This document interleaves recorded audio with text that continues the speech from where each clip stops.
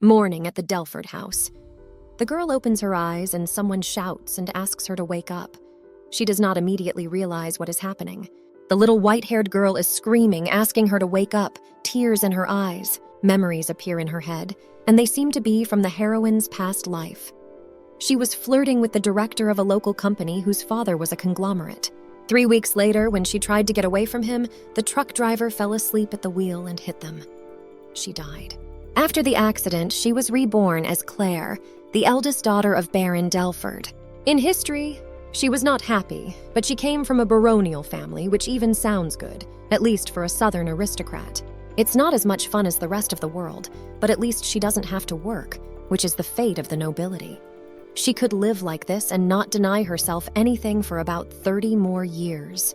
The heroine should have disliked her sister only because she was the only child in the family, and the girl was born with beautiful blonde hair and blue eyes that looked like precious stones, which caused envy.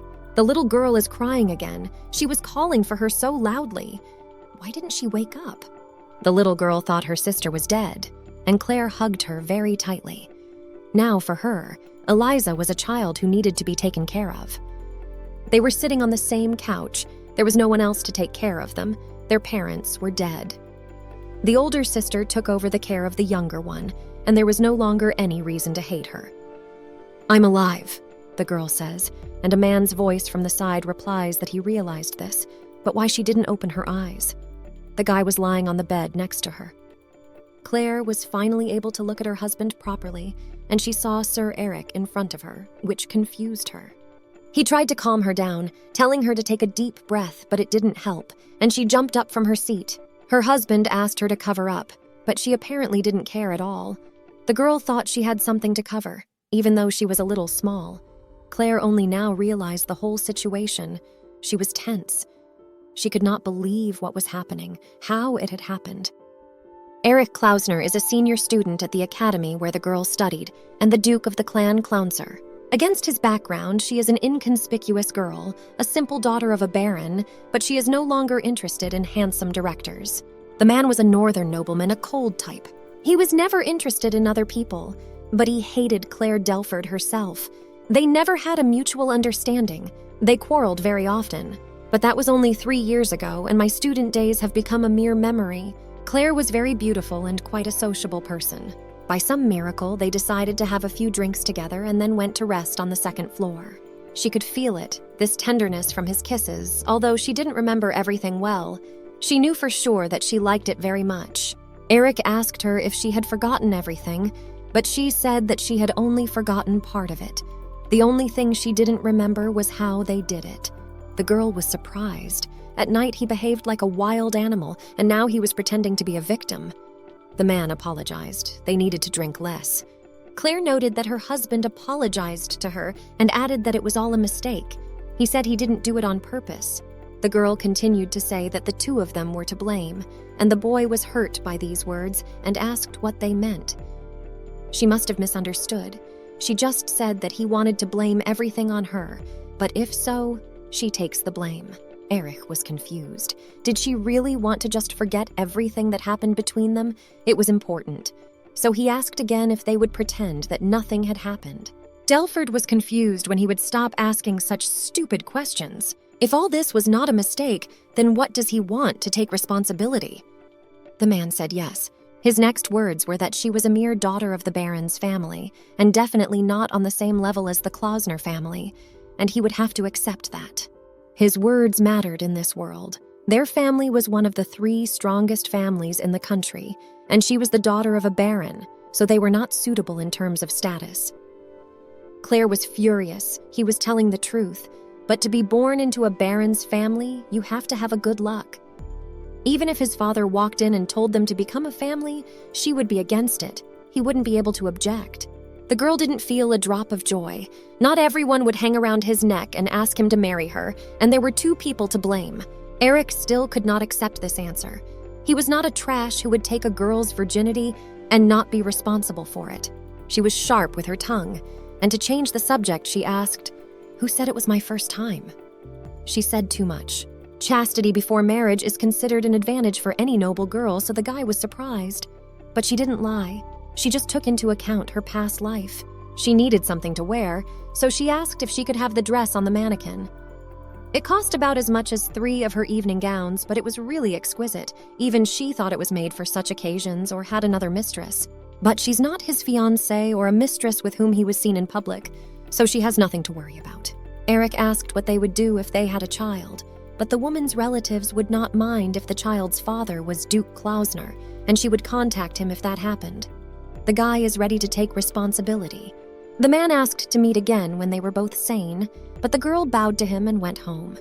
Her assistant met her at home. He was worried about her. He didn't know where she was going. The girl asked me to run her a bath. The man was in no hurry to do so. He told the lady that something was wrong with her sister Eliza. He did not know what happened. The girl came alone early in the morning and locked herself in the room. You could hear her crying. Claire knocked on the door. She asked me to open it, asked me what was wrong. Eliza abruptly opened the door and pulled her sister into the room by the hand. Her dress was crumpled and dirty, and she did not look up. The older sister noticed that not only was there dirt on the dress, she took off the girl's hood and started asking her what had happened to her. Yesterday was her graduation from the academies and her debut in high society, and she went to the capital to attend this party. Claire didn't accompany her. She was already grown up, and there was going to be an all-night party with her friends at the dorm. Eliza cried and fell to her knees. Her sister tried to cheer her up, but she didn't know what happened. The girl did not want to tell anything. She said that she saw something that no one else should know about. She continued not to tell what she had seen, but if anyone found out about it, they would be in danger. They would all die, and she needed to escape. Claire asked if it had anything to do with her new boyfriend. Eliza was in a relationship with a man of high status, but she didn't talk much about him. In another home, she would have been yelled at, but not here. She's already 20. The older sister believed that he would not harm her. She began to say that if she was afraid that her parents would not accept their relationship, she should not worry. But that was not the case. The girl cried even harder. He died. Delford left the room, saying that something had just scared the younger one badly yesterday, and to bring her some warm water to wipe her face. The assistant said that he would ask the maid to do it, and in the meantime he would get water for the bathroom, and the girl said that it would wait. Claire told him to pack his things. They would go home as soon as they were ready. The sister was wiping the younger one's face. If anyone found out that the girl was responsible for the aristocrat's death, she would be dealt with immediately. Such were their realities. Eliza saw a lot that night. Her boyfriend died, but what happened to them? Marta came into the room. She always helped the younger one. She was very worried about her. Her current goal was not to put pressure on the girl, but to get her to share what had happened. Only no one else had the right to know. If the danger is really great, she should leave the capital, so they do, and the girl gets into a carriage and they leave. Eric was still wondering if he had done the right thing. Many people had seen her in his bedroom, but it wouldn't really hurt him. But a girl can be at the center of a big scandal, but there's nothing to worry about. Someone like her doesn't care. Claire hates him, but she has a stupid habit of becoming more polite when she's angry. She used to call him Duke, but her eyes burned. The boy asked the knight if there was any news, but the woman who answered him asked what he expected to hear. It was Duchess Louise Klausner, and although she was his stepmother, he never hated her. When his father found a wife, the boy already understood his rights, responsibilities, and duties, and the fact that the Duchess's place could not be empty for long. His stepmother was always kind to him, and he reciprocated her respect. Such was their relationship. The woman was worried. The boyfriend hadn't even gone out to eat all day. He tried to excuse himself by saying that he was working, but what kind of work was he doing in his bedroom instead of in his office? The mother tried to find out what the boy was hiding, but failed. He promised to tell us everything when he found a solution to the situation. A worried man runs into the room and tells them that His Highness the Crown Prince has been found dead. His body was found in the woods. It looked like a murder, and there were the bodies of 2 other servants nearby. The captain of the escort has disappeared, and the search for him continues. Erich goes to the palace, and his stepmother tries to ask him if he is okay, but he says that they will talk about it later. 5 years later. Claire is writing on a map, and a little white-haired boy shouts "Auntie" at her to pay attention to him. Martha takes him to her place to give the lady some rest because she is exhausted. He reaches out to her happily but repeats that he doesn't see a cloud behind the houses. 5 years ago. 9 months after they left the capital, Eliza gave birth to a boy. Her older sister repeated over and over that she had asked her to take care of herself. But it was a great happiness for the girl. She was smiling. Many people said that she was unhappy, that she should behave properly, that she was shaming the family. But these words did not break her. She will love this child. He is very important to her. And this will be Claire's only nephew, so she has to treat him well. How could she not love him? Even when Eliza, this angel, died giving him life, she could not and did not want to hate him. In her past life, her partner boasted about 100 photos of his nephew who is not her child, but he is wonderful because she is his aunt, and for objective reasons his mother was very beautiful. In any case, now we have to think about something else. Claire is going to the capital to make Elliot her mentor. Because of the difficult adoption procedures, she had to travel to the capital herself. Everything should have been fine. 5 years had passed. The killers had long since been found dead. The case had reached a dead end, and there was nothing left to do with Delford. The manager of the famous Indy Hill Hotel meets the family, but a happy Elliot jumps out of the carriage, and no one has time to react. The boy was asked to apologize for what he had done, and the man said it was okay. But Claire insisted that he just forgive him, that the boy should behave more modestly.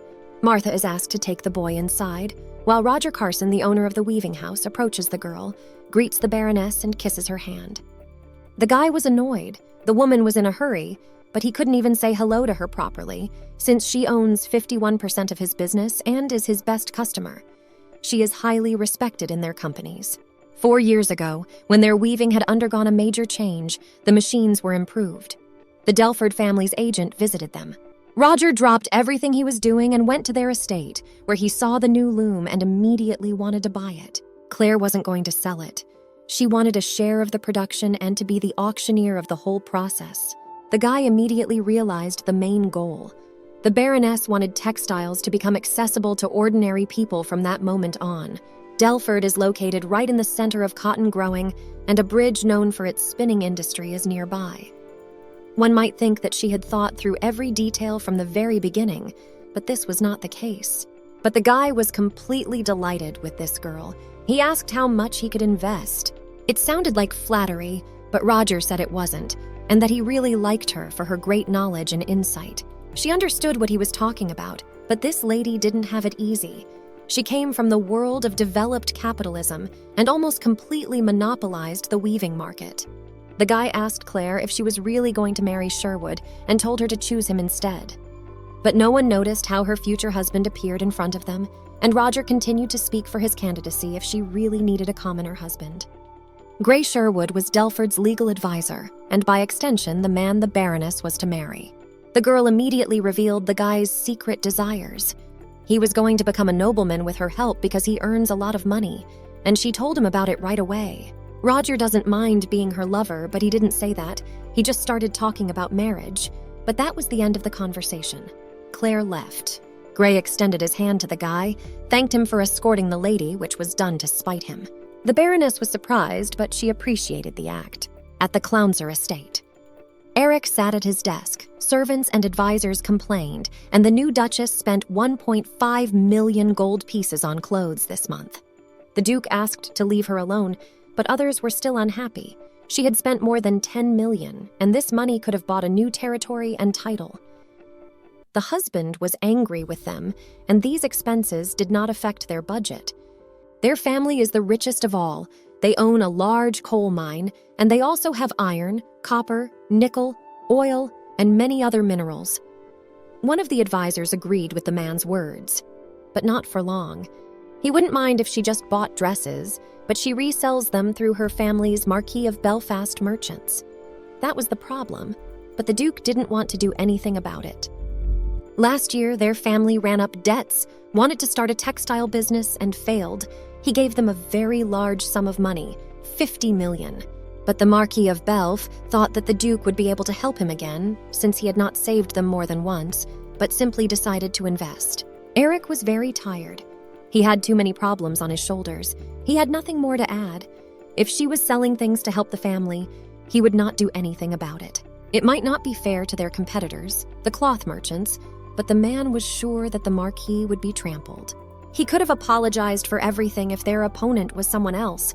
Maybe he would have sent a letter, but he knows who their competitor is. Because of this, he will not interfere. He needs to finally forget her. He will not be able to apologize to her for this. They began to use new machines, thinking that no one could keep up with attentive and precise work, wide distribution of goods, all in Claire's style. The Duke does not want to look for a woman who hates him.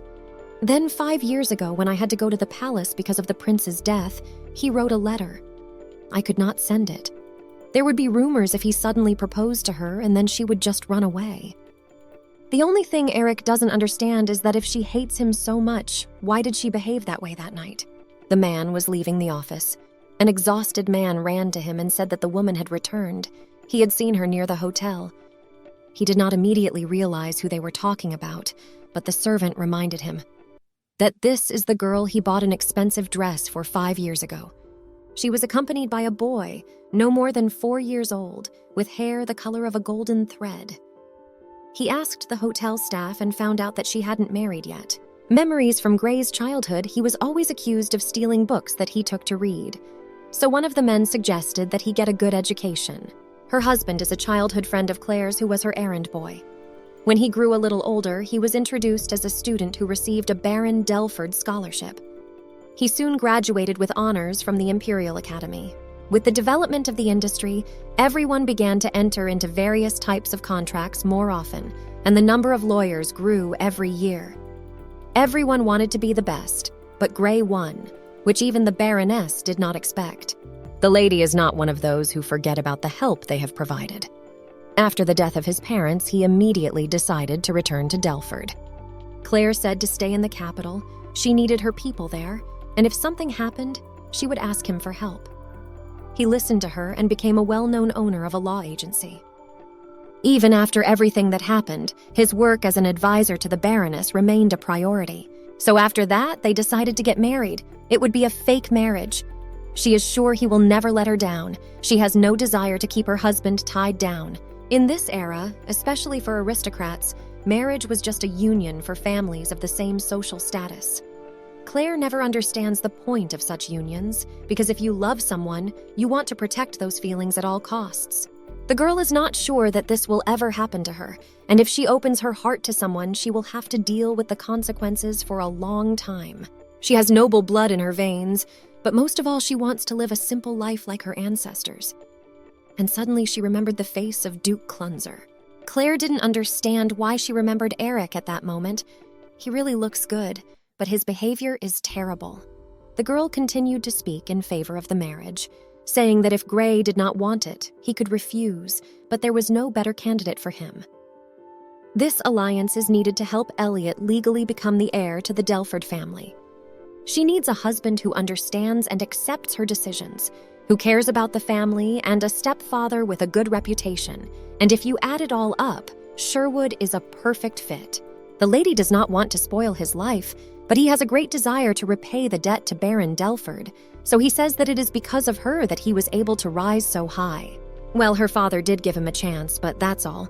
All the achievements and merits are his work. The girl is worried that the marriage is unfair. She has all the privileges, and she can end it all at once. Gray is not against this marriage. He says that then he will be able to call her by her first name. The man puts the box with the ring in front of the Baroness. Before Claire can respond, a man enters the room, hands the letter to the lady, and says that she doesn't need to answer it. The girl opens it. She is outraged. Eric wrote that he would be there in 30 minutes so that she would be ready. The Duke is riding in a carriage. He is finally going to the meeting he has been waiting for 5 years. Eric was told that he could not come out, but to go back. But this did not stop him. He got up and went to the house. Sometimes he thought that the Baroness hated him only because of his blood. What flowed through his veins was so much like her. She was never happy that they knew each other. She was always interested only in personal conclusions, always changing her mood, good or bad. Sometimes she is capricious. If their relationship had become known 5 years ago, all sorts of rumors would have spread throughout the capital. But now everything should be fine, and the long-awaited meeting will take place. Eric enters the house and a boy runs out to meet him, accidentally bumping into him. The boy apologizes and the Duke asks his name, and then he learns that he is Elliot and is 4 years old. The boy was very sociable. He was curious about the name of the new guest, so he asked him. The man asks if he is the son of Baroness Delford, and the boy immediately responds, shocked that he knows his aunt. They weren't allowed to talk for long. Elliot didn't need to distract Claire's guests. The boy bowed to Eric, saying that he was pleased to meet him and that he was glad to see him. The Duke ruffled the boy's hair and replied, "Me too." The girl tries to gather her thoughts. This time she won't run away, even though she ran away once. But it wasn't because of him. If you think about it, the Duke is an attractive man, not only in appearance but also in character. She could be a special person for him, but the problem is the difference in families. No one will listen to a woman who is lower in status. She was well acquainted with prejudice and ridicule for no reason, and it would have been difficult to live in peace in such a situation. Gray asked her if she was nervous, but isn't Duke Clunzer connected to the Marquis of Belf, and it is because of him that business is not developing well in the north. The man thought that they barely knew each other, but it seems that they are much closer to each other than it seemed. They really knew each other well, they studied at the same academy, and their relationship was much closer than others might think. At least it was until that incident 5 years ago. But now it's in the past. Eric finally enters the room furious. He usually behaved with restraint around her, being a noble aristocrat of the north, famous for his discipline and cold attitude. The man yells at Claire to finally admit that she is not his aunt. No matter how they relate to each other, he has always considered her a responsible woman. Gray intervened, saying that the Duke must be confusing something. Sherwood confronted the man with the Delford family's legal counsel. Eric said that they were not discussing such matters at the moment, so let him stand aside. The girl's future husband says that he is no longer just a legal consultant, but a duke, mockingly asking if he is a member of their family. Claire realized that she had to stop it in time, otherwise it might be too late. She asked Gray to stay out of it. Everything should be fine, and he left. She tries again to explain that Elliot is her nephew, not her son. The man didn't believe it. His face was just like his. How could he lie so blatantly? The Baroness is already screaming. He got his golden hair and blue eyes from her sister. She is not lying to him. The Duke did not believe this either. He is still convinced that this is his son. Claire did not make excuses. She could not influence the child's personality and tell him that she was his aunt, not his mother. The lady went the other way. He didn't seduce the little girl after graduating from the academy and sleep with her, as he could have done with her sister. Eric shouts that he didn't do it, and the girl can't take it anymore and answers back. It was her sister who gave life to Elliot, and if he insists that this is his child, did he do this to her sister? He can't threaten her, otherwise the boy will grow up to become the next duke, and he will be a fifth-generation mentor if he is recognized as Eric's son. But no, he is Claire's nephew. He will be a baron of the Delford family. She tells her husband this directly. The Duke is sure she won't dismiss him so easily, and he won't abandon his own child because he needs to know who his real parents are. The girl asked him for proof. Eric promised to come back, but she just looked at him. This man was driving her crazy. 5 whole years have passed, and he still can't agree with her for once. She knows that Elliot is not her son, but her sister's, and it will take the Duke 10 days to find out. I would like to show him a genetic test, but this society is still far from reaching that level of medicine. Claire will make him apologize the next time he comes in. Gray came up behind me, asking if I was okay. The girl was scared, but said that everything was fine. He handed her a handkerchief to wipe her face and left. It seems that she and the Duke have an unresolved problem, and he doesn't care about her past life. But he doesn't want to spoil such an important moment for them with this scandal, so he's leaving, saying he'll come back later. They're not lovers. It sounds like an excuse, but it's not right to say that they are lovers. It's not true. Claire sits at the table with her hands on her face, praying to her long-dead sister Eliza to give her the strength to cope with everything. Elliot is having dinner with his aunt and Martha, and she was supposed to be with Gray tonight, but it didn't work out. Martha had heard about the whole situation. Everyone was talking about it from downstairs. She wondered if Elliot was not Eliza and Eric's son, but he was not. The kid told me how much he liked the food here, saying it was even better than at home. It was then that Claire noticed that her nephew and the Duke really did look alike. They have light golden hair and blue eyes. She had never noticed it before. and she never knew what her sister's young husband looked like. The only thing she knew was that he was a nobleman of Rommel. On the day of the assassination of the heir apparent, many people died, most of them young aristocrats, one of whom was Eliza's boyfriend. The girl thought that even if it was just a servant, with a status not lower than a count, and he could be a friend of the prince's heir, the girl was taking a big risk. Still, no matter how you look at it, Elliot looks like Eric. She did not give birth to him, so there should be no misunderstandings, but the situation with the Duke is more complicated. If the boy's father is not a duke, then it is highly likely that he is a prince who died. The Duke's mother was a princess of the empire, and she and the prince were cousins. A noble lady is sitting in the garden, showing off a new ring she has given to a married man. Apparently, the girls who were with her didn't care. They were discussing the new fabric of the weaving house, but the woman sat there indignantly. She talks to a man again, and he advises her to contact the Duke, but the lady refuses, saying that he will not spend his energy on developing their territory. Eris Schneider turns to her mother and tries to support her, saying that some people do not understand her choice at all. It is better to trust her eyes than a factory product. Usually, she did not like children, but if someone asks about the most beautiful noblewoman in the empire, everyone will name the Count's daughter Eris, who is very popular. The family of Count Schneider is a noble house with a history, decadent nobles on the woman's mother's side. Now there is a problem with choosing a bride for the Duke. He has a cousin, Princess Bettina, but now it is customary to avoid such marriages. My mother is sure that a white-haired girl would be a good option, as reputation and beauty are not as important as noble birth, and their families have been close friends since ancient times. The Duke is not interested in anyone anyway, so she is sure that he will agree to any choice she makes, and it will not be pleasant to give this place into the wrong hands, so it is time to fulfill her maternal duty. Eric may be a little unintelligent, but he will definitely listen to her, and the Count's daughter will not dare to object to her. The woman at the table began to talk about the moments when it became customary to get married, and she mentioned the Duke's child. She thought everyone had heard the rumors about her illegitimate son, but she was wrong. The mother was furious. She got up from her seat and ran home. She had to deal with the situation. The woman came and immediately called the maid Maria. She slapped her and asked if she knew about Eric's child. The girl answered, frightened, that she had only heard rumors. The girl was ordered to find out everything about the situation. The Duke recalled their conversations. There was no need to shout. He knew Claire. She loved to get him emotional, but he could not restrain himself. It was as if he saw his reflection in little Elliot. He has already sent his secretary to Delford, but he can't sit and wait. So he asks the servant what children like, and he answers that his son loved bronze soldiers, so Eric thinks of giving them to the boy.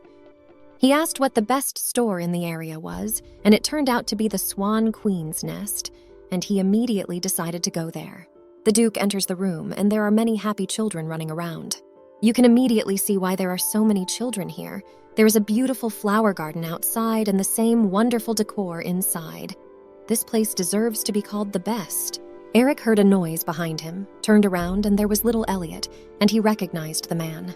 The boy was playing hide and seek, and the servant realized it right away, so he told the Duke to be quiet. The man put his hand to his lips and also showed a sign to be quiet. The boy laughed when he saw this. He was having fun. At that moment, Claire came over. She was not happy with the meeting, and the man noticed it himself. The girl asks if he has seen Elliot, and the man says no. Then the boy looks out from behind the wall, and his aunt notices him. The Baroness decides to play along with her nephew, so she says out loud, "Where could he have gone?" The kid laughs. She can't find him. Claire turns around and calls out to the boy again, pretending to look for him. Elliot smiles and thanks the man for his help, and says yes when he asks if they are playing hide and seek. The boy asks if the man is a friend of his aunt. He doesn't know what to say. Friends should be friends of equal status, something like a prince or another duke. Can you call her a friend if she is a junior in the academy? Eric confidently replies that Claire is his friend, and the boy asks if it is true.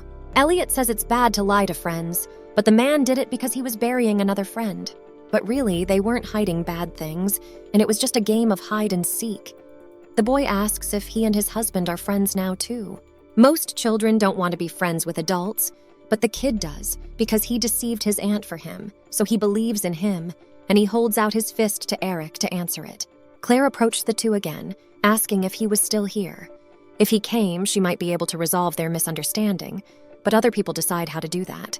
The girl went behind the wall to give Elliot a sign that she had found him. The boy was frightened and fell down. The kid laughed, but they caught him anyway, and the Baroness didn't understand what he was talking about and gave the Duke a bewildered look. She asked what they were talking about here without her, but Eric could not undermine his friend's trust, so he would not tell her anything. The boy was smiling. He trusted the man for a reason. He wanted to play with his uncle some more, but his aunt asked if he didn't need any more toys. He probably had enough hiding places. But Elliot did not agree with this and was given a wallet with 30 coins. The Duke joined the conversation because he said it was too much. The girl showed him her hand, which was a stop sign for him to say nothing more. His aunt allowed him to buy 2 toys, but he had to count and pay for them himself. He was happy. Marta picked him up and they went to look for something to buy. The woman and the man were left alone. She thanked Eric for looking after the boy. He likes it when adults take him seriously. The man was not surprised. If he wants to continue their negotiations in such a crowded place, she will choose to hit him over the head with a bag and go to jail for treason. Claire asked him why he had come, if it was to buy a gift for Elliot. He did not say the reason for his visit, and she told him not to bring up the topic of their previous conversation. Today they should do without interrogations. If they are seen here together, a lot of rumors will start. She has a very busy schedule. Her husband should be even more bruised, but when asked why he is here, he says that she forbade him to answer. They closed the topic. They decided to talk about something else. The guy asked if the store was doing well, and Claire said that she thought it was fine, just look around. But Eric was asking for his profit. Apparently, she spent a lot of money on decor and security guards who watch the children. Some visitors don't buy anything, they just have fun. The girl was shocked that he could realize it was her store. But you won't find a person in the whole world who would think of such a thing. It's the only one that comes to mind. She is the person who runs it. Although she says that she has no strength, no skills, no desire to work, if she takes on something, she will see it through to the end, and failures are unacceptable. She is not the first to come up with the idea of keeping customers in the store for a long time. The man says that children often do not have their own money, but here they can buy their own toys. He was right. More and more ordinary families send their children to work from the age of 7. If they have a shop or a piece of land, they will help with the farm. For Claire, shopping is not a matter of making money. She tries several options to see which one will bring an income and which one will not. The girl smiled, saying that although the store is almost breaking even, people love it, so she continues to develop it. Even if their parents don't buy anything, the children raise money and buy toys themselves. Eric says that she looks like a casino owner, but it's not, it's just a store. But he was not only talking about this, he knew about textile production. He received reports on the development of enterprises on his territory, and they really had similar interests. She made excuses that she was just lucky and had a good imagination. It's not surprising. It can tell the future. Although the worlds are not alike, the hearts of people everywhere are the same. She knew which products had stood the test of time and which had not. All she has to do is make the right move. She can be sure of success and know where her future development will go. All this is not new to her. She grew up in the world of capitalist development. But it's not luck, it's deception. But it's not just about the ability to run a business, it's also about her background. She's an aristocrat and she has good skills. Eric asked if the girl was still angry with him, but she wasn't angry with him. It was a problem surrounding their authenticity that she couldn't solve. It would not be surprising if their acquaintance ended in nothing. If he treated her like a lower noblewoman and ignored her, she would in turn think of him as a higher nobleman and not get involved. The Duke thought she was more careless, but when he learned about her actions, he would have been very surprised. The girl herself did not plan to try so hard, but she had to do it for the sake of the child, and money definitely does not hurt. That night, when Eliza returned home scared, wearing bloody clothes, she decided that she would do everything she could to protect her family. She had no one to rely on. The man asked her if she had thought about contacting him, but it sounded like a big fool. She knew she could rely on him, but the fewer people who knew the secrets, the better. He has close relations with the ruling family. The emperor and empress were his maternal relatives. and such a person cannot know the truth. The man approached the girl, and when he said to get in touch, he meant not only Elliot.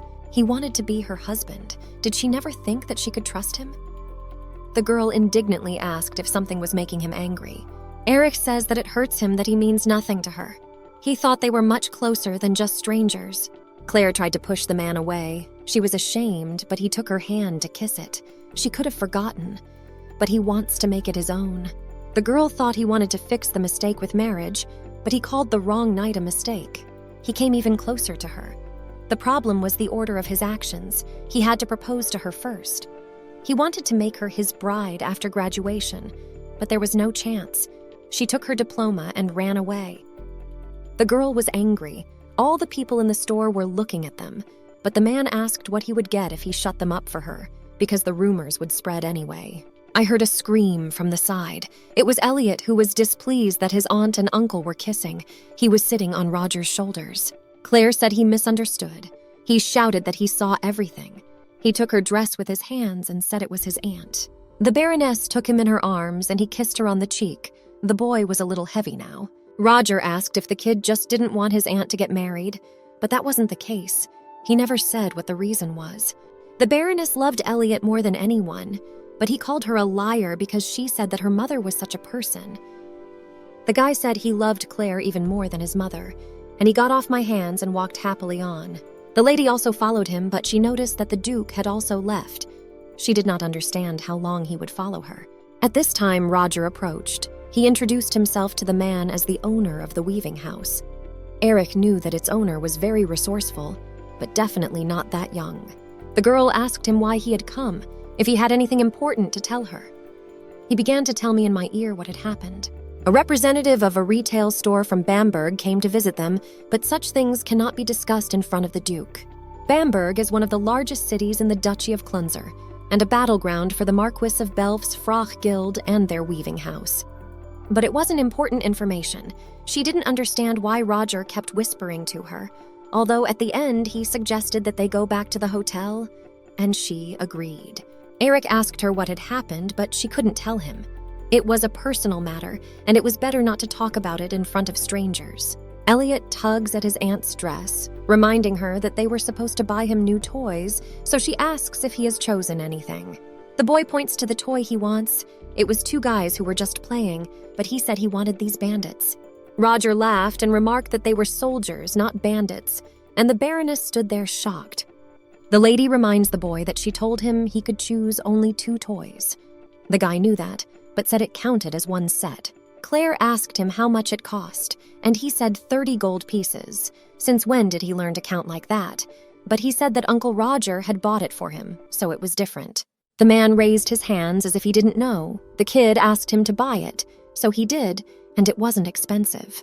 The Duke said that those toys were already designed to be bought, but these particular toys were not for sale. She wanted any child to be able to play with them. He can't buy whatever he wants. It wasn't even a question of money. She knew she had promised him this, but she couldn't let it happen. The kid started screaming that he hated it, that he didn't need anything else but that toy, but they still couldn't take it home. Claire took her nephew in her arms and appealed to the Duke not to spoil him with expensive gifts, as she did not want to look like a bad person in other people's eyes. The girl left the store. Eric ordered to call the manager. He is going to buy these toys, even though the lady asked him not to. But he finally chose a gift and will buy it. He needs to make Elliot love him more, at least for Roger Carson. Claire is right. Others will not be silent, but who cares? Everyone will shut up when she becomes a duchess. The rumors soon spread. He deliberately pretended to kiss her in front of the local newspapers, which is the easiest strategy to win. But when it comes to her, you have to be very careful. 6 months ago, Bamberg's fabric store started having problems, but before that, everything was fine. Fabrics with patterns sold very well. The locals spent a lot and enriched the shop owners. But the Baron Belf's guild, Frach, set its sights on the city. The price of fabrics dropped, plain fabrics were more expensive than those with patterns, and people went to where fabrics became cheaper. The elderly man desperately asked her to lower the price of the fabric, but she could not do so as it was already almost at cost. The cost of production dropped significantly, the quantity of goods increased, but this did not mean that they now had a lot of money. They had to pay salaries to workers and weavers. The Baroness explains that she doesn't sell cheaper because many people buy from them and then resell to the guild. The man asks if they can ask the Duke for help. Roger interjects. He had already explained that the Duke had nothing to do with it. Then the buyer decides to ask him if he wouldn't intervene if the mother of his child asked for help, since he had read in the newspaper that he was with a baroness. The guy laughs. He realizes that it's time to pick up the man, so he says that he has something else important to do, and they leave. The girl held her head. She was shocked by what was happening. She did not know what to do now. Claire was reading the newspaper, and they had already written about her and Eric everywhere, and it was lucky that at that time it took 7 hours to draw a normal illustration. She is glad that Elliot does not know how to read yet. We have to move on. There's no problem with all this. She's going to marry Gray anyway. He's a good man, and not just suitable, but also attractive. She wondered whether the rumors would die down if the wedding went ahead, and although it could be a cause for even more scandal, Sherwood would only have more problems. She doesn't want to become Duke Clunser's wife. She doesn't want to be a Cinderella who seduced a high nobleman. She doesn't want the duchy to completely eclipse Delford. Claire is not proud of her family tree like other aristocrats, but she does not want her family to become part of it.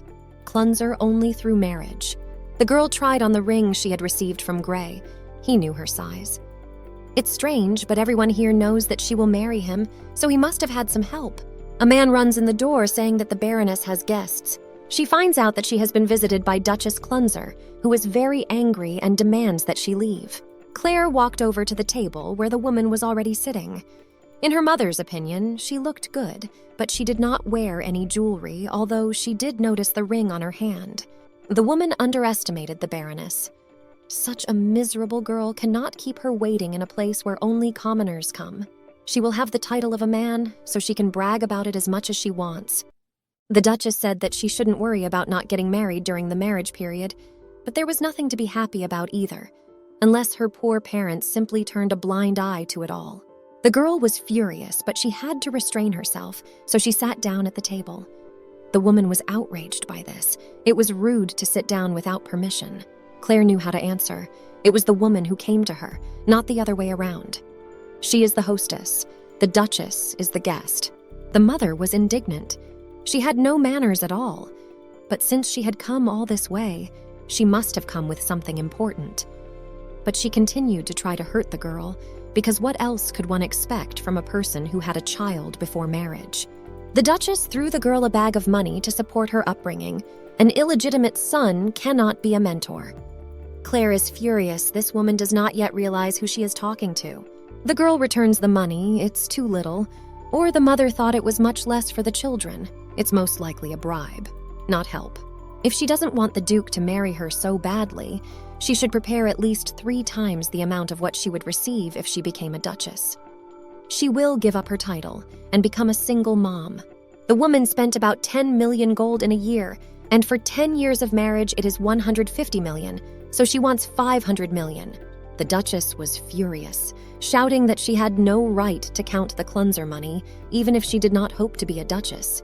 Eric had been waiting for her for 5 years, but after meeting her, she understood why he was looking for a bride. He couldn't live in peace because he had to worry about her. He came to Claire because he couldn't stand it anymore. Mother stood up. She was very angry at these words, ready to throw the cup in her hands at the girl. But Eric managed to arrive in time. He had Elliot in his arms, and he pushed the cup away so that it wouldn't fly at the lady. Everyone was already buzzing. The Duchess tried to bribe the Baroness. Will he choose his mother or his wife? Will his stepmother remain a stranger to him? The man was outraged and asked the mother not to come, but she came anyway. The girl interrupted him, but he had no time for that now. He had a burn on his hand and had to do something. Elliot reached out for his aunt's hands and she took him and told him not to worry, that everything was fine. She was not angry. The man warned the Duchess not to interfere in his personal life. She yelled at him too. She's his mother and he treats her like this, or maybe he just looks down on her. It's not a simple problem. It's his wedding. But the woman's voice is not needed when it comes to the wedding of the head of the family. He is not an irresponsible person who will leave his wife and child. If Claire agrees, he will marry her immediately. My mother wanted to say something else, but her husband did not allow her to do so. She was outraged by the disrespect she had never experienced from him. Eric wanted to shake the girl's hand, but she looked at his burns and hoped that there will be no scar. He nevertheless apologized on behalf of the family for the problems they had caused. The man asked her if she wanted to tell him anything else, but she just asked him to let go of her hand. They shouldn't talk about the baby in a place like this. People around you always have eyes and ears, and any news will spread the same day. The previous news has already had a great effect. It could harm Elliot, and it's lucky that he can't read yet because he's a little boy. Claire asked him to let her go again. She had a schedule, but unexpectedly he kissed her hand. He noticed her ring and took it off, asked her if she liked it, and she started shouting why he was doing it. It was none of his business. It was on the finger for the wedding ring, and this is a problem. He missed the most important step. He wanted to put the ring on her himself, but she asked him not to. He didn't understand why. If she told her mother, she didn't mind, and now she thinks he's going to leave her alone. He hasn't bought an engagement ring, so he wants to wear the one he has for now, which was a family seal. She could have refused, but he would have done it differently, so at that moment he knelt down in front of her. He asked if she would marry him. Everyone around them begins to congratulate them. They asked her to say yes, and many were happy to see such an important moment. Eric draws Claire to him, and if she wants to get married, it is better to start a rumor that he picked on her, but that's what he did. He also used the family seal for this purpose. Her husband tells her in her ear that he made a big mistake 5 years ago, but she was aware that it was no joke. If she agrees that the whole cleanser will belong to her, he will put it in her hands himself. The Baroness asked what would happen if she started selling the Duke's property left and right, but this would not happen. She is too protective of what she has. In front of everyone, he reached out to kiss her, and she tried to stop him, but it was too late. He gently held her waist with one hand and her arm with the other. Clunser's maids were talking about new gossip. No one could have imagined that the Duke had a child, although he was no longer a child, but an offer was a piece of cake. He would even make it with the family seal in front of the crowd. A Duchess runs down the corridor and calls Maria, and before she can say anything, she is slapped. The woman was angry. How could some Baroness Delford know how much money she was spending? The girl apologized. It wasn't her who told about it. Her mother thought it was other girls, but they cried and said that ordinary servants shouldn't know about such things.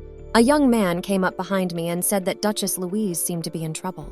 It was Johann Krozik, the third son of Count Krozik, and his father was related to Duke Ernest, the head of one of the most powerful families in the empire.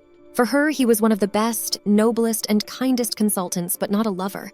He never crossed the line. The guy said that he had already read the news, so he came to see her, and it seems that all the events made her very worried. She blamed the Baroness for everything. Johann told me that Claire was not very popular at the academy. He often saw her talking to the Duke, and if he shouted at anyone, it was only at her, and she was not afraid to argue with him on equal terms. It was through all this that he remembered her name, but surprisingly, everything about her was normal. Her grades, good reputation, and family members said that she was self-centered, and no one knew why the Duke communicated with her. Now he realizes that he was wrong and tells the woman that she is the owner of the new weaving house. She was shocked. He wonders how the family of a simple baron could have acquired such property. It is not a problem for him that the new Duchess, Louise, and Baron Belf will clash. The only disturbing thing is that Baroness Irina, a noblewoman, once the Empire of Rommel and the Kingdom of Erin, were united by national marriage through the law of inheritance, and the child of the Rommel and Irina couple became the heir to the throne. After the assassination of the crown prince, the child of the former Empress Henrietta, the next in line to the throne was the emperor's older sister, Duchess Victoria, but her age prevented her from doing so. She was followed by Prince Linus, the son of the current empress Margot Ernst, but there were problems with the law on heirs. Duke Erich Klunzer was in 4th place, as he was the biological son of the second princess. If he marries Baroness Delford, their child will rise very high in the ranking of heirs. The guy knew that there would be a lot of disputes then, that it would be more important to preserve the priority and the laws on heirs. The Duchess is most likely very embarrassed by this. The hotel manager met the Duke and escorted him inside. Everything was ready, just as he had asked. And when asked if the Baroness minded, the man said that she was a very important guest, but not the owner of the hotel. Both men went into another room. A painting of Elliot playing with two knights and shouting that he was the conqueror of the forest stood before them. The boy saw his uncle coming and ran to meet him happily. He climbed into the Duke's arms, kissed him on the cheek, and thanked him for the gift. Looking after children is hard, and Eric never thought they were cute. I wonder if Elliot will love the child he and Claire will have. Why is the boy hugging him with such a smile? Is it upbringing or because of Rommel? The man did not buy this toy for the boy. He donated it to the hotel to make a play area for everyone, at least legally. The Duke asked me to make a similar set to this one anyway, and send it to Delford after it was made. But it hasn't come yet, so everything is fine. Eric asked if Claire was angry, and the kid said no, she just snorted. He showed me exactly what she looked like at that moment.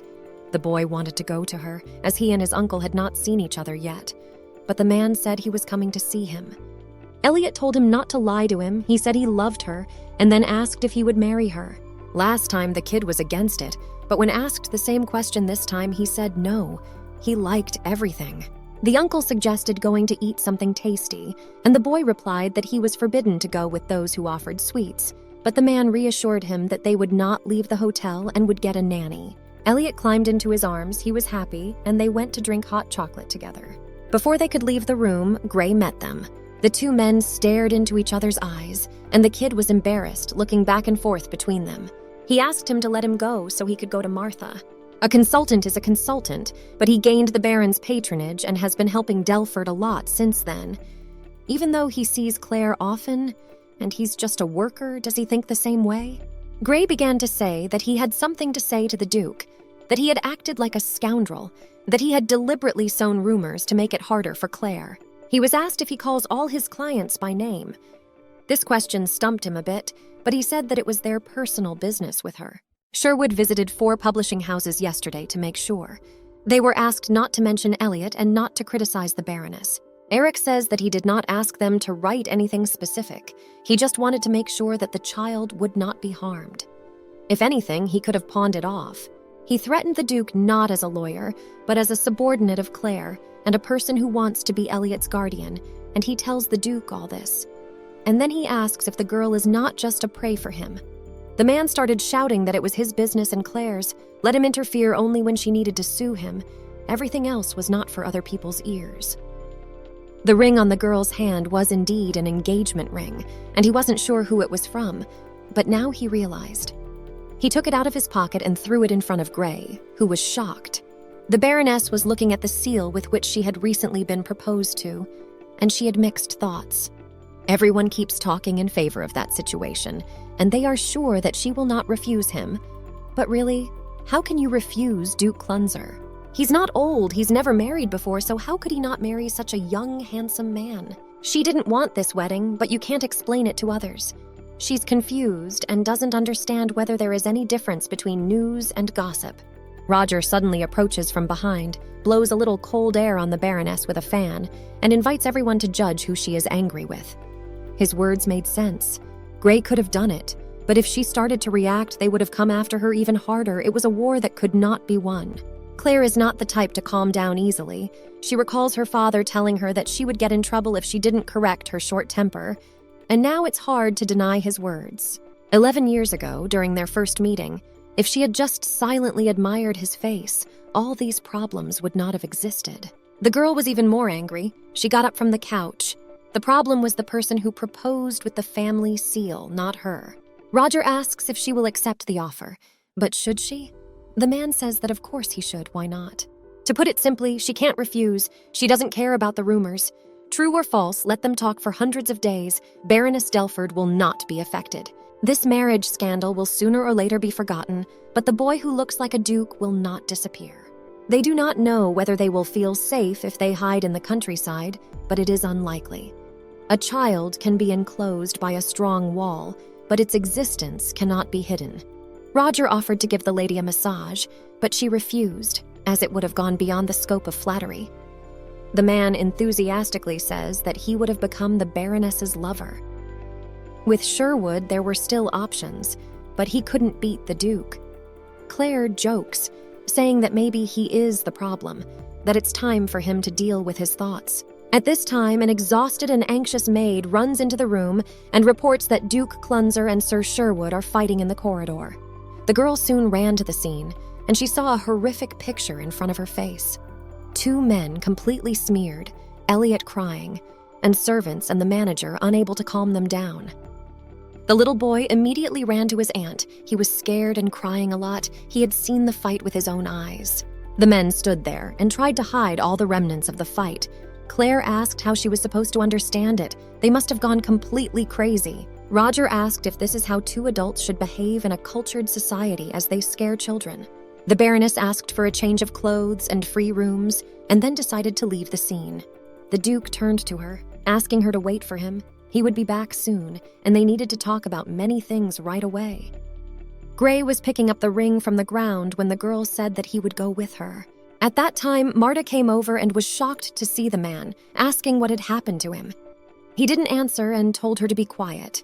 Elliot had just fallen asleep. Claire approached Sherwood. She had to finally understand the reason for their fight. The man was embarrassed and turned around to put on his robe. The girl said it was okay, he wasn't naked, he was wearing a shirt. The man bowed and apologized to her. She just touched his face with her hands, and he was very surprised. In fact, she looked at his face and there were cuts on it. Hitting a person in the eye is like trying to kill them. It was not about the laws at all, but about the fact that the Duke had studied wrestling and boxing from an early age, an old tradition of the nobility. Gray says he could not have escaped. Claire smiles and asks why he didn't hit back if he couldn't escape, as he would have flattened his upturned nose to the ceiling.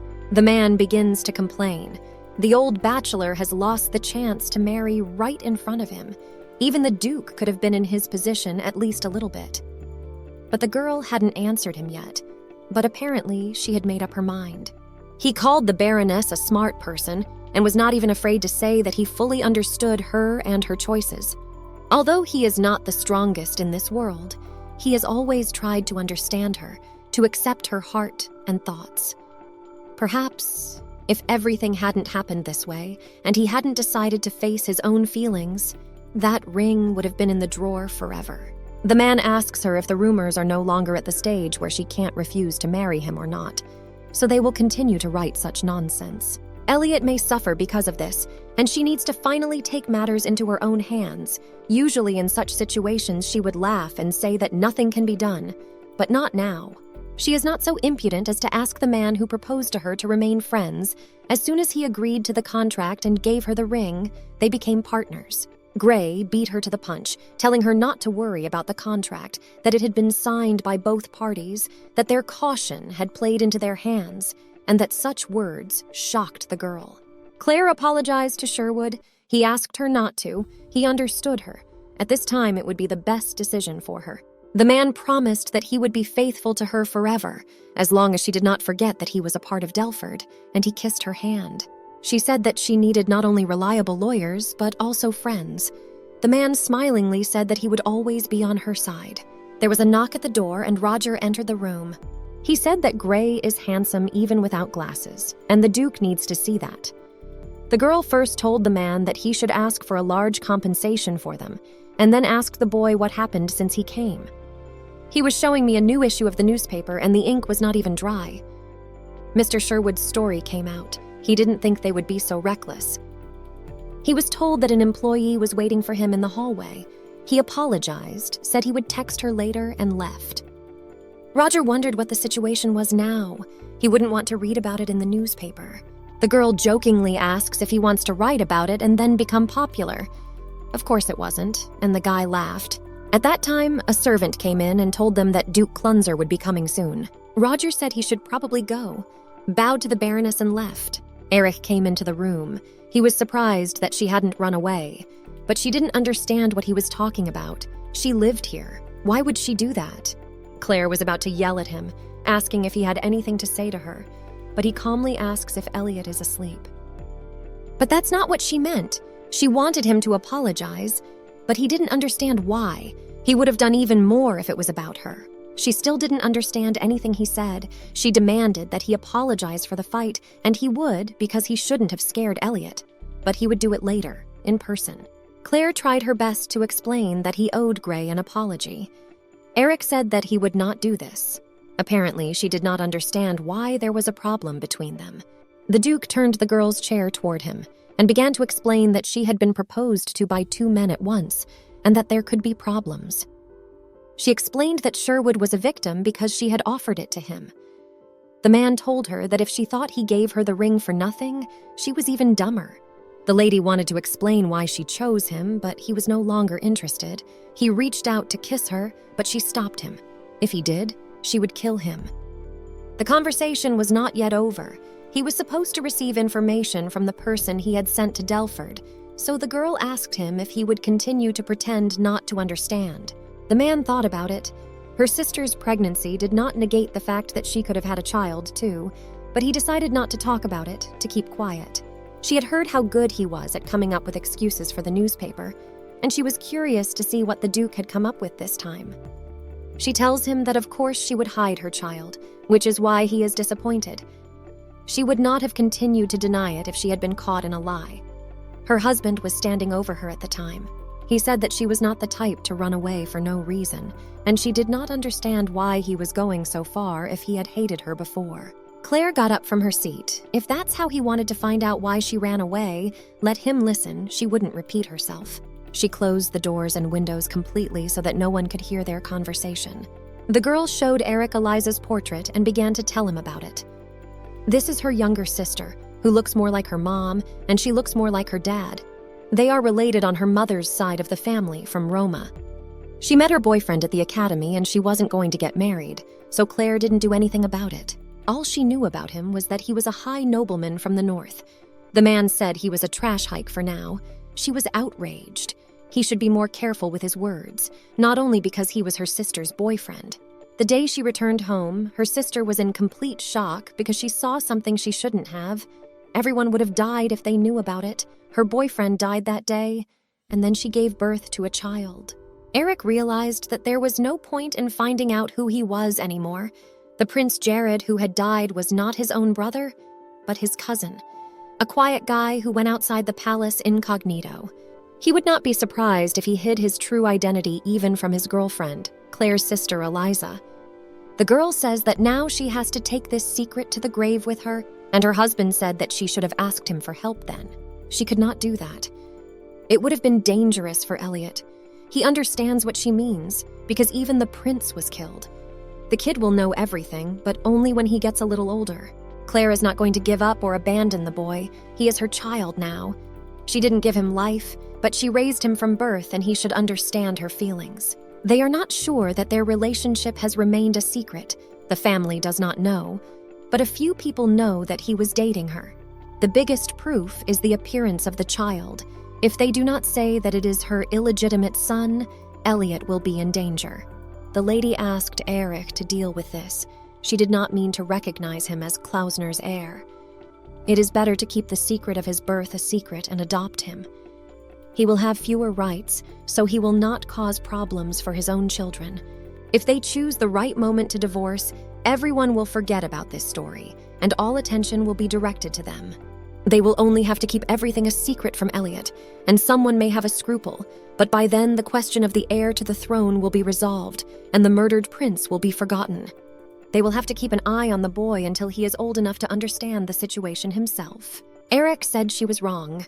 Claire knew that could harm him, but he promised to take responsibility, and if he started it all, let him deal with it. But that was not what worried him. He did not look like a man who would get married, and then to get a divorce.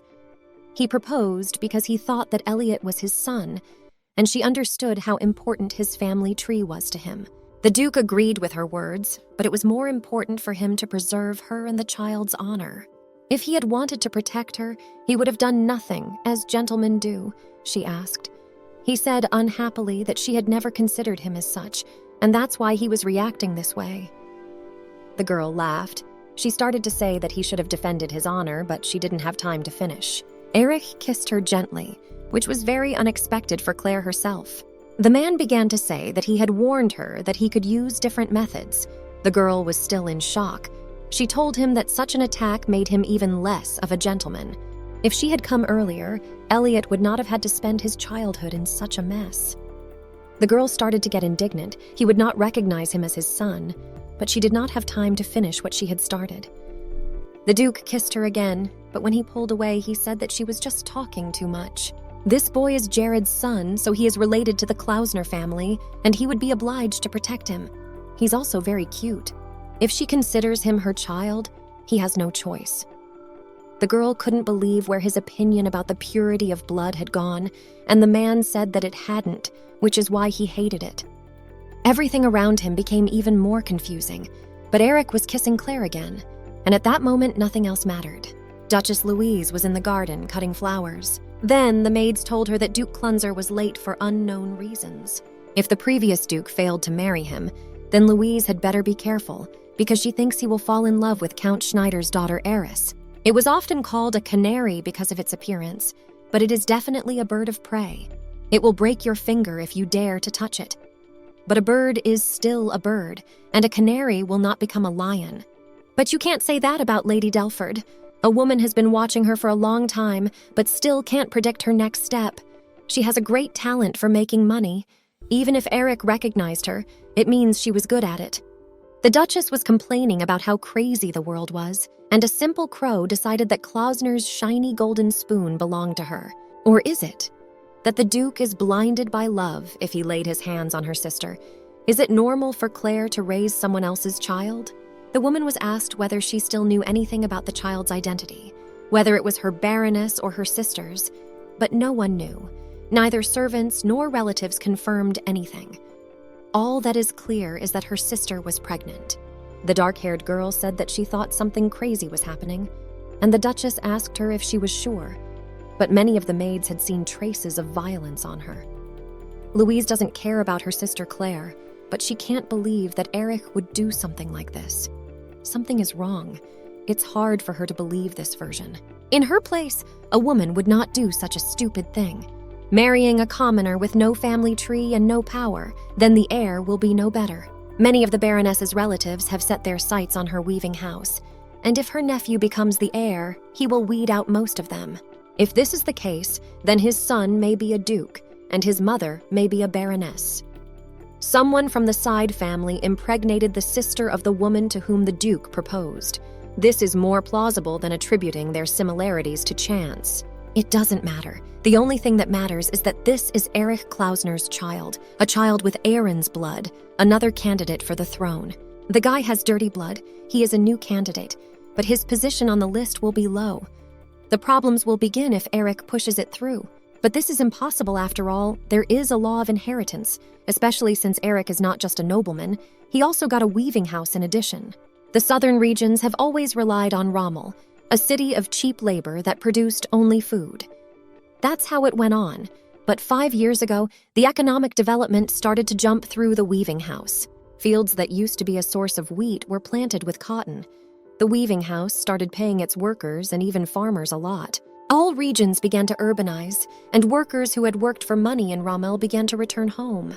Claire Delford began to develop in an unexpected direction. It built enterprises on its territory instead of looking for a place with labor. She chose an area near a large river and a railroad. A new city around the industrial zone began to form by itself.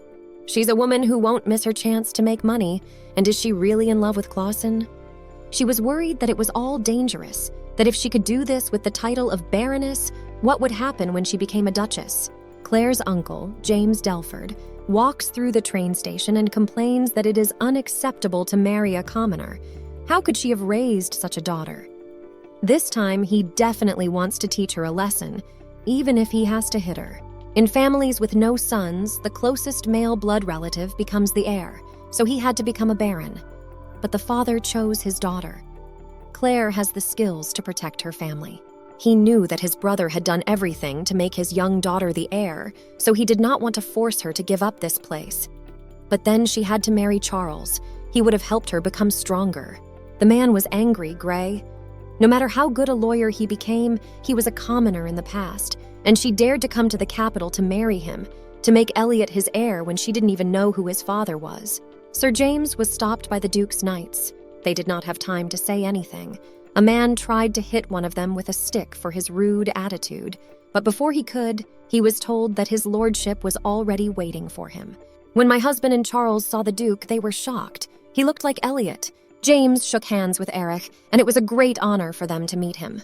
The man tells the two guests that in 2 months there will be a celebration, a wedding ceremony for him and Claire. The two men were sitting in shock. It was the first time they had heard about it. They had no idea. Eric began to tell her the details of the wedding. He proposed a few days ago, and Elliot will be added to the family tree. Charles jumped up and asked if he was the boy's biological father, but James immediately sat him down and apologized for his actions, which was a bit unexpected for them, so they reacted in a way that was not expected. The Duke said that he would receive him officially, as he was his child. But the two did not understand how an illegitimate son could become the heir to the duchy. A man has to marry a woman of his status and raise an heir if he can have children. Uncle Claire has the foolish idea that Eric simply cannot have children, so he makes a bastard his heir and ignores the fact who his mother is. This time he was smiling, wondering if Baroness Delford was marrying Duke Klausner. He would never have thought that his nephew would become the heir to the duchy. The man thanked them for their understanding.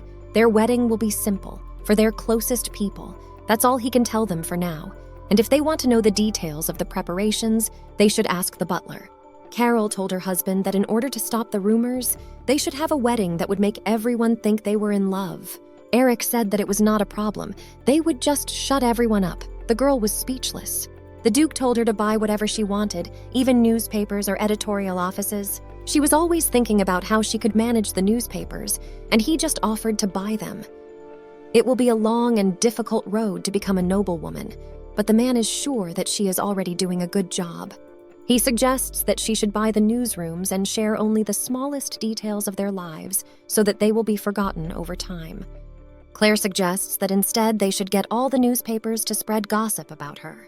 She doesn't like it, of course, but she needs to be patient to get all the attention on her, not on Elliot.